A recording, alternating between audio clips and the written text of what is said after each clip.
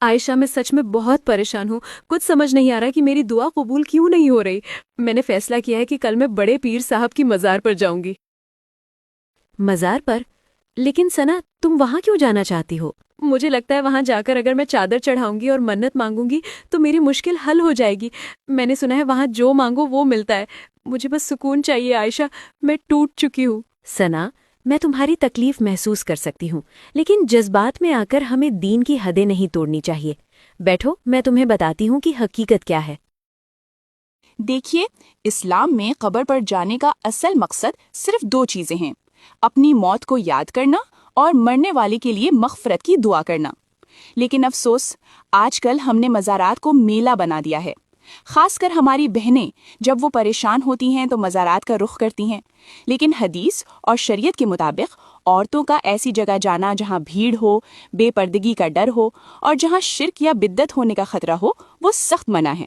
اللہ کے نبی صلی اللہ علیہ وسلم نے ان عورتوں پر سختی فرمائی ہے جو کثرت سے قبرستان جاتی ہیں۔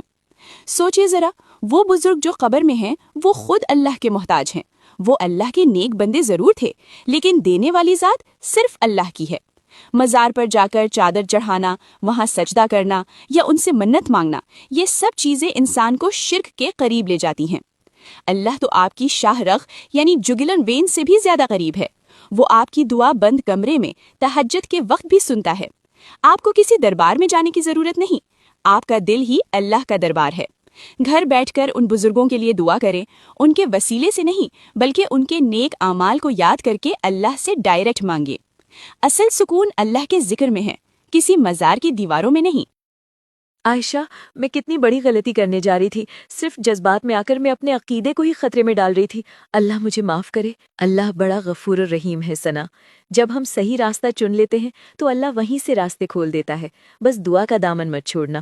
جزاک اللہ خیر عائشہ، آج تم نے مجھے بچا لیا۔